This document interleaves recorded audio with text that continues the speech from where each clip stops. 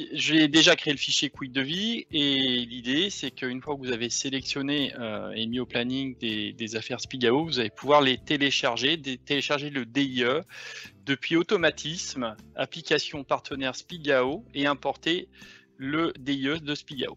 Donc je vais cliquer dessus et je vais pouvoir récupérer directement. Donc là, on arrive sur la fenêtre Spigao et je vais pouvoir récupérer par exemple cette affaire que je viens de sélectionner. Je la télécharge.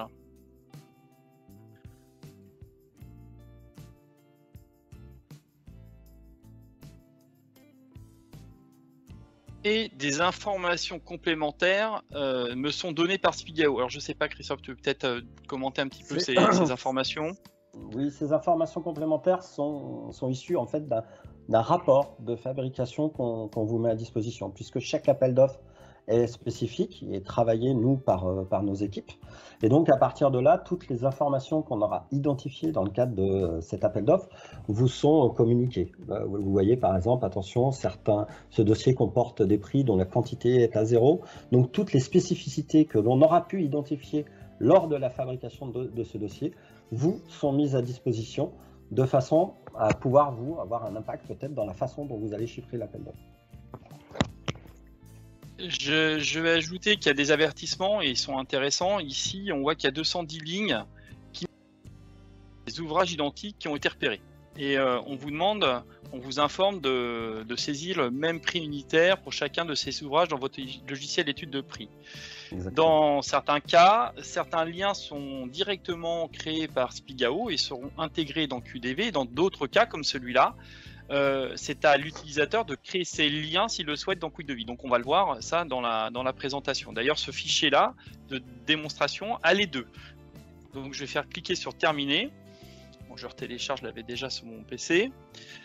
Et là, le choix est fait pour l'utilisateur s'il va pousser la structure du devis au niveau du WBS ou au niveau du WS et des minutes. Dans le cas on va dire du BTP, et le cas classique, c'est de travailler orienté WBS. Donc, je vais rester sur ce mode-là. Et on me propose, si j'ai plusieurs colonnes quantité, vous le voyez ici, j'ai deux colonnes quantité, j'ai la quantité entreprise, la quantité maîtrise et la quantité DE client. La quantité maîtrise entreprise est la colonne native de QDV, mais vous savez que chaque entreprise peut personnaliser son WBS, et c'est n'importe quel onglet d'ailleurs de QDV. Et donc j'ai ajouté en plus la colonne quantité client DE.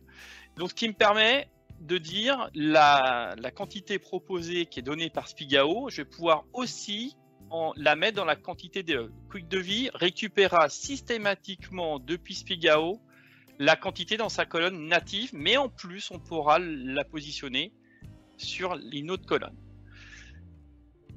Il me prévient qu'il a effacé mon devis en cours, c'est normal. Et automatiquement, les 210 lignes de poste client, chapitre sous chapitre, les sous-détails clients vont être créés au fur et à mesure que la barre de progression avance. Je ne vais pas trop meubler, on va attendre que ça avance tranquillement. Tu as raison de spécifier que là, justement, on a pris en plus l'exemple d'un dossier d'appel d'offres assez conséquent. Donc là, on a 210 lignes d'ouvrage. Même si la barre est un peu longue, on va voir que c'est quand même 210 lignes qui vont être intégrées. Voilà. Je te laisse. Qui ont été intégrées assez rapidement quand même, en quelques secondes. Donc le bordereau est arrivé dans QDV et est structuré en fonction de Spigao, de ce qui a été donné par Spigao. Donc on va retrouver l'arborescence du fichier en question sur la gauche, pour ceux qui découvrent Quick Devis. D'ailleurs, je vais m'intéresser au chapitre L1 par exemple. C'était pas celui-là, mais c'est pas trop grave, il était plus bas. Il y a des liens, je vais vous trouver des liens qui ont été créés automatiquement par Quick Devis. On va prendre le K2, c'est pareil. K2 a été créé ici automatiquement, vous voyez ce lien, ça veut dire que Spigao nous a déjà alerté que les regards de visite, il y en a ailleurs dans le projet. Et que la quantité totale, comme on a un lien, vous voyez, on voit dans une infobulle la somme totale du lien. Donc ça, on y reviendra en plus tout à l'heure parce qu'il y a des liens qui n'ont pas été faits par Spigao. C'est l'alerte des 200 postes, tout n'était pas fait au niveau des liens. Alors je remonte un petit peu plus haut et on va voir qu'on va chiffrer plusieurs sous-détails clients.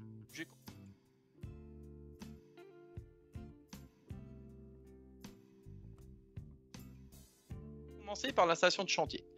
Ici, on me demande de chiffrer une installation de chantier. Je vais descendre au niveau de la minute, donc le niveau le plus bas de l'application dans QDV, pour chiffrer la partie coût, prix de revient de mon sous-détail.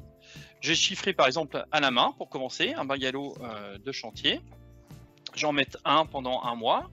Alors, vous voyez ces colonnes-là, j'ai une colonne quantité, colonne rendement. Chaque entreprise peut s'ajouter ces colonnes qui sont natifs ou personnelles, on va dire, à l'entreprise. Je veux dire, c'est des mois. Et ici, le coût, je vais dire 500 € par mois et je vais affecter un code ressources propre à mon entreprise. Je vais classer ça dans la famille matériel de chantier, par exemple. Donc là, je viens de saisir une ligne à la main.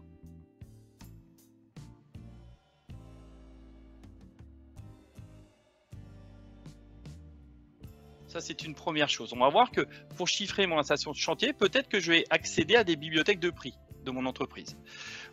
Donc, je vais accéder à une bibliothèque d'articles, ici, et je vais chiffrer, par exemple, des énergies comme de l'eau pour l'installation de chantier. Je vais avoir besoin de consommation d'eau et pourquoi pas de bouteilles d'eau. Et je vais glisser ces articles dans ma minute. Et automatiquement, ils vont apparaître en bleu ciel, parce que dans ce paramétrage-là, j'ai décidé de tout centraliser dans la base de l'affaire. C'est-à-dire que j'ai un onglet ici, base propre à cette affaire, et l'article est venu se positionner dans cet onglet-là. À chaque fois que je vais consommer l'article consommation d'eau, il est centralisé propre à cette affaire, il est unique. Si je le modifie ici, il sera modifié partout dans le devis. Ça, c'est un principe de la base du devis.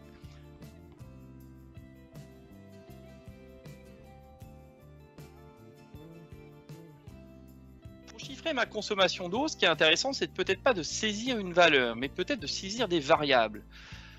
Ces variables, disponibles donc forcément sur la version Ultimate, pas sur la version entreprise, on va pouvoir se créer des variables locales ici sur le poste A1. Je vais faire clic droit, variable de WBS.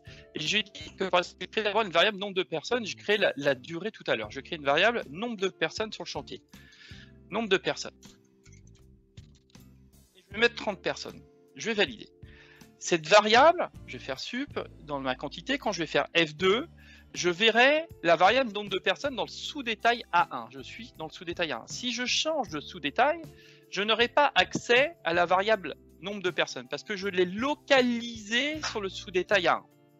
Si vous souhaitez mettre en place une variable pour l'exploiter à différents endroits dans vos sous-détails, plus vous remontez haut dans l'arborescence, plus vous y aurez accès. Si je me place sur le niveau 0 tout en haut du devis et que je crée une nouvelle variable, par exemple la durée du chantier, je crée la durée du chantier, cette durée de 12 mois par exemple, je vais faire OK.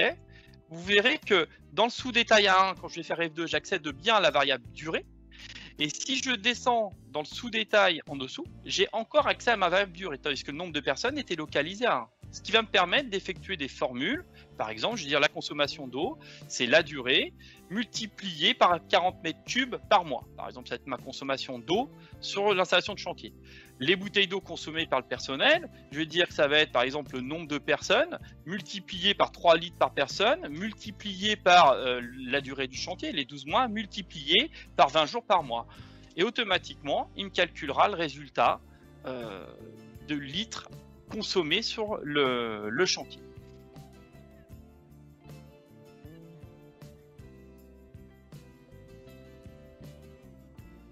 Je vais m'intéresser maintenant sur une autre problématique qui peut vous arriver, le chapitre C8 où je dois poser des bordures. Quand je regarde mon WBS, et on le voit ici en bas des minutes, le client me demande de chiffrer 1150 mètres de bordure. Peut-être que moi je ne suis pas en capacité de chiffrer 1 mètre de bordure, puisque la minute au départ est estimée pour 1 mètre multiplié par les 1150 mètres linéaires de bordure. Ici, vous voyez, le QEval est positionné sur 1. L'avantage du QEval, c'est être capable de mettre en place peut-être un rendement ou une cadence ou changer le calcul de votre minute. Ici, je vais dire que je sais poser, moi, 30 mètres par jour de bordure. Donc, je vais me positionner sur QEval et je vais dire la minute, c'est pour 30 mètres. Donc, tous les calculs que je ferai à l'intérieur du sous-détail C8, c'est plus valable pour 1 mètre, mais ça sera valable, ici on le voit clairement en bas, noté c'est pour 30 mètres. Je vais toujours accéder à mes bibliothèques de prix, aussi par saisir en saisissant directement le début de la référence, ça marche aussi sur la description, je ne l'ai pas activé, je vais chercher directement l'article bordure. J'ai peut-être besoin d'un peu de mortier pour poser ma bordure et de main d'œuvre. Donc je vais chercher des articles par saisie intuitive. Et là, les formules, je vais me baser sur mon QEval, ma quantité d'évaluation. Je vais dire la longueur posée de bordure ici. Quand je vais faire F2, vous voyez que le QEval est bien sur 30. C'est ma cadence que je viens de donner. Je vais dire, moi, je sais poser 30 mètres. Je vais mettre un ratio. Je vais dire pour le mortier, c'est 30 multiplié par 0,05 par exemple. Et puis, pour poser cette bordure, moi, je sais dire que je sais faire 30 mètres par jour. Il me faut 3 personnes. Donc, je vais mettre 3 personnes multipliées par 7 heures, qui sera mon personnel. Et là, je vais mettre un commentaire, 3 personnes pour poser mes 30 mètres de bordure. L'avantage d'utiliser QEval, c'est que si vous changez, on va dire, en cours de projet, votre cadence, ici, je viens de poser pour 30 mètres, j'ai mis 3 personnes, on peut très bien dire que peut-être que je vais être un peu plus rapide et je saurai poser 35 mètres par jour. Et dans ces cas-là, juste en changeant au niveau de mon WBS, mon QEval, l'avantage, c'est que tous mes calculs à l'intérieur d'un minute se sont refaits.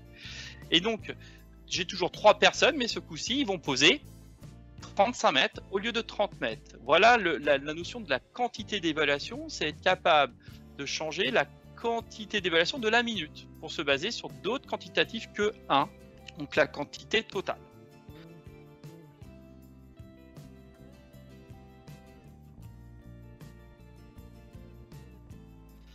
Justement, je vais rebondir sur la quantité totale. Ça peut être très intéressant sur, par exemple, le béton ici. On m'a demandé de chiffrer un peu de béton. Et je vais recréer des liens parce que tout à l'heure, les avertissements de Spigao m'indiquaient qu'il y avait des chapitres identiques un petit peu partout dans le projet. Donc, je vais parler tout de suite des liens automatiques. Je vais créer des liens automatiques et ça, c'est possible après coup, même si Spigao ne les donne pas au départ, de pouvoir créer des liens en fonction de critères. Ici, je vais me baser que sur la description. Je veux dire, si je trouve la même description, alors on va créer des liens. Et en faisant OK, il va scanner l'ensemble du devis et créer les liens sur le WBS. Sur le chapitre C7, quand je clique, on m'indique par une infobulle qu'il y a 110 mètres cubes de béton sur l'ensemble du projet. Ce coup-ci, je vais utiliser QEval non pas pour chiffrer une cadence ou un rendement, je fais tant de mètres par jour. Je vais me dire que moi, je vais réfléchir au global du projet. Je vais chiffrer tout le béton dans un seul sous-détail, mais il va falloir que mes prix soient répercutés partout, que ce soit le même prix unitaire sur l'ensemble du bordereau, puisque c'est des prix identiques. Donc là, je vais mettre QEval à 110 mètres cubes. Je vais me positionner dans la minute, et on voit qu'en créant des liens, sur la gauche, il y a une zone en rouge. Donc, je vais vous en reparler juste après. On va d'abord aller chercher un ouvrage tout fait. Au lieu d'aller chercher des articles, on va aller chercher des articles composés, ce qu'on appelle, nous, des ouvrages dans QDV. Et quand je vais taper étoile, vous voyez qu'il va scanner la bibliothèque d'articles favorite, numéro 1. Vous pouvez ajouter plusieurs bibliothèques d'articles ou d'ouvrages en favori. Et en cliquant sur votre flèche droite, vous pouvez basculer, par exemple, dans ma bibliothèque d'ouvrages. Et là, ce sont des blocs tout faits qui sont accessibles. Moi, je me suis créé au préalable, mon entreprise. Automatiquement, je vais, ici c'est un béton projeté, peu importe, c'est un bloc qui a ses variables. Je ne parlerai pas des variables aujourd'hui, mais un bloc peut porter ses propres variables, bien entendu. Et ce que je veux faire, moi, c'est aller un petit peu plus loin sur le béton, et on va voir que je vais piloter la quantité avec un fichier Excel que je vais importer dans QDV. Alors, comment je vais faire? Je vais d'abord créer une variable. Je vais créer ma variable béton. Béton, ok. Cette variable, je ne lui mets pas de valeur. Forcément, je peux rattacher ma variable ici. Je la retrouve ici dans F2, je retrouve bien ma variable béton. Quand je vais revenir dans mes variables, je vais cliquer sur le bouton classeur. Un tableur est accessible. J'ai déjà préparé un tableur pour faire mes calculs Excel. Je vais l'importer directement. Je vais chercher un fichier d'exemple Excel qui ne correspond pas au bordereau, mais c'est comprendre le principe d'un calcul Excel. Là, c'était un tunnel, bon, pas d'importance. J'ai importé un fichier Excel à l'intérieur de mon poste A1. Et ce fichier Excel, il a des formules. Et ma variable béton que je retrouve ici va être alimenté depuis cette cellule-là. En faisant un clic droit, je vais faire clic droit. Alors, je me suis positionné d'abord sur la cellule qui alimentera la variable. Cette cellule-là alimentera cette variable. Et l'utilisateur va pouvoir mettre des quantités pour faire ses calculs, par exemple, de béton. Il va fermer son classeur Excel et ce classeur sera stocké dans le sous-détail. Je valide et automatiquement, en faisant F5, je recalcule, ma quantité a été réestimée. L'avantage de ce tableur, c'est que on va pouvoir le changer après coup, mais on peut le voir aussi au niveau du WBS. Si vous affichez par exemple sur la droite, moi je l'ai mis sur la droite ici, on va retrouver un petit peu à droite là, les prix de vente, moi j'ai stocké dans des colonnes, quantité, les variables, si j'écris des variables, et le classeur, il y a une croix. L'utilisateur peut, même au niveau du WS, après coup, double-cliquer ici, ça affichera son tableur, et changer d'éventuelles quantités de calcul qui vont réestimer les variables de la minute. Donc ma variable béton. Ici, je viens de changer des valeurs, je ferme mon classeur, et automatiquement, si je descends dans la minute pour vérifier, en recalculant, les valeurs auront évolué en fonction de mes calculs. Donc ça sera quelque chose de possible de faire, de stocker des tableurs au niveau d'un WBS, au niveau d'un chapitre. On peut stocker aussi ces tableurs au niveau d'une branche. Plus vous remontez votre tableur en haut de la branche, plus il pourra piloter des sous-détails et plusieurs sous-détails. Il n'est pas localisé qu'à un sous-détail. Il peut être localisé au niveau de la branche. On voit ici que je suis en rouge et je vous rappelle que ce chapitre C7 est lié à un autre chapitre, probablement C7 de béton. Si je descends, j'ai stocké ici dans la première phase, chapitre C7, mon ouvrage béton. Je vais descendre un peu plus bas dans la deuxième phase et je vais retrouver ici C7 à cet endroit-là. Je vais cliquer dessus et vous voyez qu'on a basculé en rose. C'est un poste qui est lié. Tout ce que j'ai ajouté dans le premier chapitre, c'est ajouté dans le deuxième. Bien entendu, c'était le but du lien, mais ils sont liés dynamiquement l'un à l'autre. Vous pouvez modifier après coup dans la deuxième partie. Vous dites il manque finalement un article, j'ajoute un article A. Automatiquement, le premier qui est lié au-dessus, c'est vu ajouter l'article. Tout est dynamique. Et je remonte plus haut et vous verrez que dans le premier poste C7, l'article est bien ajouté automatiquement. Alors, je ne lui ai pas mis de coup, mais c'était juste voir que tout était dynamique entre les uns et les autres.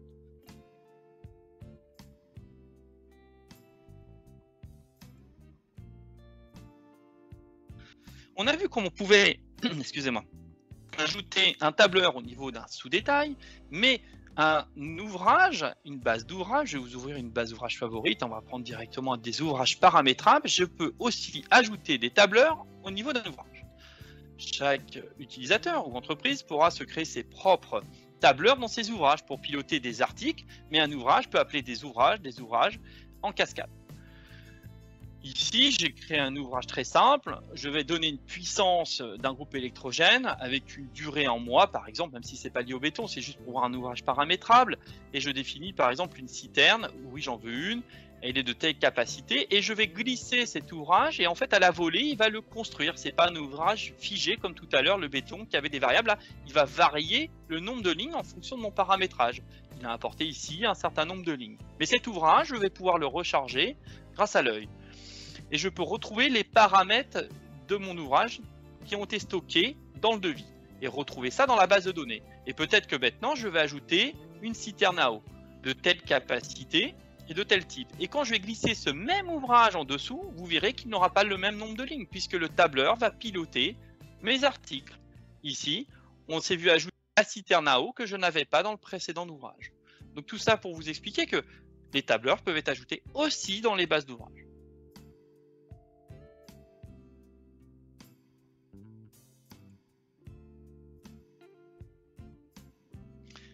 On va ajouter un planning. On va se dire que peut-être ce qui serait intéressant, c'est que dans la préparation ici et l'installation de chantier, peut-être que le bungalow, la quantité serait liée à une tâche de planning. Pour faire ça, je vais me placer dans l'onglet planning. J'ai préparé un planning, je vais vous l'importer directement. Je vais insérer un planning Excel directement que j'ai peut-être récupéré d'un logiciel externe comme MS Project, peu importe. Et je récupère et j'ouvre ce fichier Excel qui m'a été donné. Ajuster la page, voilà mon planning. Il était mal daté, il s'était positionné sur la date d'aujourd'hui, donc c'est pour ça qu'on ne le voyait pas. Ici, ce planning qui a déjà été fait en amont, j'ai une tâche installation de chantier. Cette tâche installation de chantier, je vais volontairement l'agrandir. Et je vais aussi lui donner des propriétés, une tâche de planning. En faisant un clic droit dessus, on peut lui affecter des propriétés comme des dépendances ou des contraintes. Et je vais lui donner, par exemple, un travail fixe, très bien, et je vais l'estimer en jours travaillés. C'est-à-dire que dans ma minute, je récupérerai des jours et on peut récupérer aussi des heures. Bon, il y a un certain nombre de paramètres possibles sur l'édition d'une tâche. Cette tâche de planning, je vais me positionner dans ma minute. Et je vais afficher ici, dans mon paramétrage, j'avais planqué une colonne, tâche de planning. Et en double-cliquant, je vais voir l'ensemble des tâches de planning que j'ai créées dans le planning. Et je vais prendre cette installation générale de chantier. Et quand je vais la sélectionner, on va juste supprimer sa quantité pour voir. Vous voyez, quand je fais F2, je vois une variable, la variable QEval, la quantité d'évaluation du Nord-Ouest, les variables locales en bleu ciel qui sont propres à cette affaire, au propre WBS. On retrouve deux variables globales qui sont propres à mon modèle de chiffrage. Dès que je crée une affaire, en fait, ma société a créé deux variables types. J'en parle pas aujourd'hui, mais elles sont positionnées quelque part dans le tableur de QDV dans le classeur d'environnement. Mais quand je vais attacher ma tâche planning, ici, automatiquement en faisant F2, maintenant je peux récupérer en jaune pâle les variables propres à la tâche de planning. Et vous voyez qu'il a récupéré le nombre de jours travaillés de ma tâche. Alors forcément, il y a d'autres variables, le nombre d'heures, la durée, en fonction des critères que vous aurez mis sur votre tâche.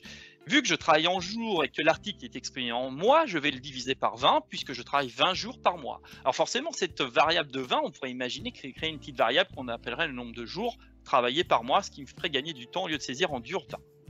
En faisant entrer, quand je vais recalculer, vous voyez que la quantité a été évaluée. Si maintenant je bouge la tâche de planning et que je la réduis, forcément, ma quantité au niveau de mes minutes va être réajustée. En recalculant F5, on voit bien que la quantité a été réajustée. Vous voyez qu'une minute peut être aussi pilotée par des variables du planning.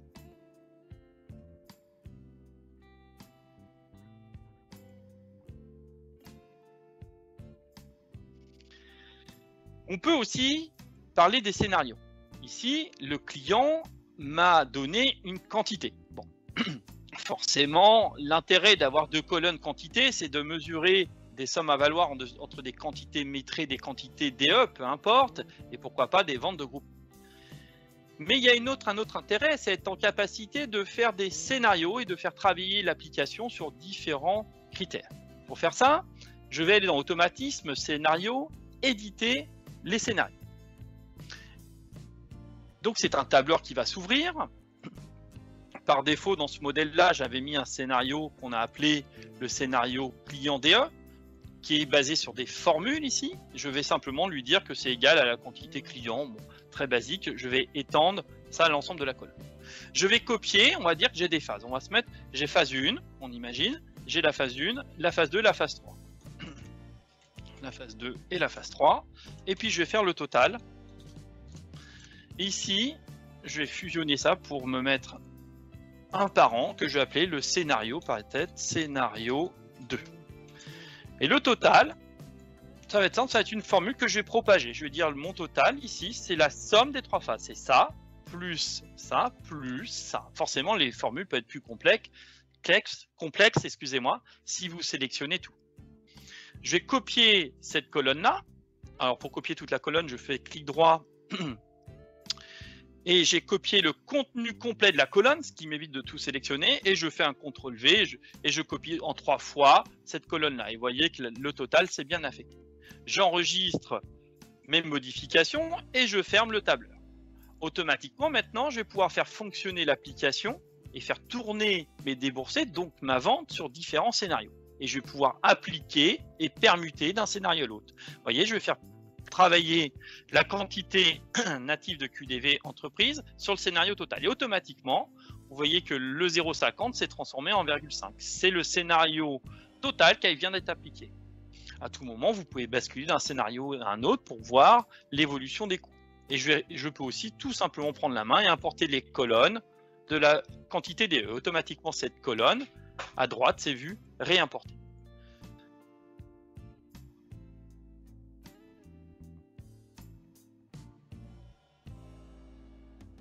Une fois qu'on a établi les bons quantitatifs, je vais basculer dans le classeur d'environnement.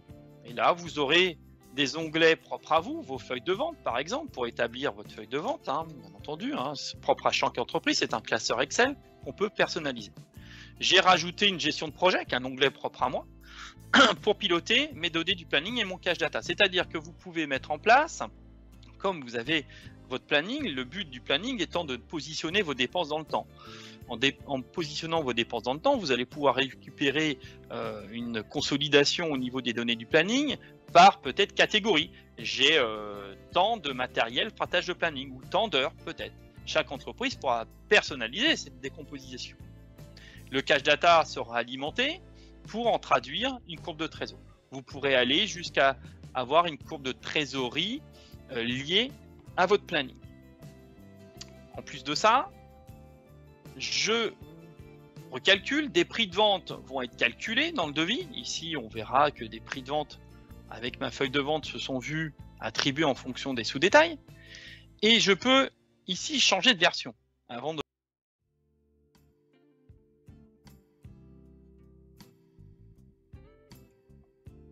je vais parler du versionning maintenant, malgré qu'on devrait envoyer vers Spigao avant, et peut-être que ça sera dans une semaine que je change de version. Mais avant de le renvoyer vers Spigao, je vais moi figer ma version. J'ai remis le devis au client, je peux figer la version A, et je ne peux plus modifier cette version-là. En cliquant sur le bouton figer, vous verrez apparaître en bas à droite un petit nuage avec de la neige pour vous préciser que le devis est gelé. L'indice A est gelé, je ne peux plus le modifier. Vous avez fait une action qui dit que la quantité ou la description, peu importe, n'est plus modifiable. Si je veux changer de version, je reclique sur le A et je crée une nouvelle version. Et là, je peux créer la version B. Et là, je vais pouvoir, dans le même fichier, avoir toute la traçabilité de l'affaire. Ça sera l'avantage d'avoir tout dans QDV, tout est centralisé. C'est-à-dire que vous êtes en capacité aussi bien au niveau des minutes que du WBS. Si je modifie la quantité là, par exemple, et que je veux voir comment elle était dans la version précédente, clic droit, afficher toutes les versions, je vais avoir une fenêtre qui s'ouvre et je verrai l'historique de ma ligne A dans la version précédente. Et on voit bien que l'historique entre les deux versions. De la même manière, dans les minutes, on pourra faire la même chose. Clic droit et afficher l'historique des versions. Une fois que je vais remettre la quantité initiale, une fois que j'ai validé mon prix, je vais repartir et renvoyer les éléments vers Spigao.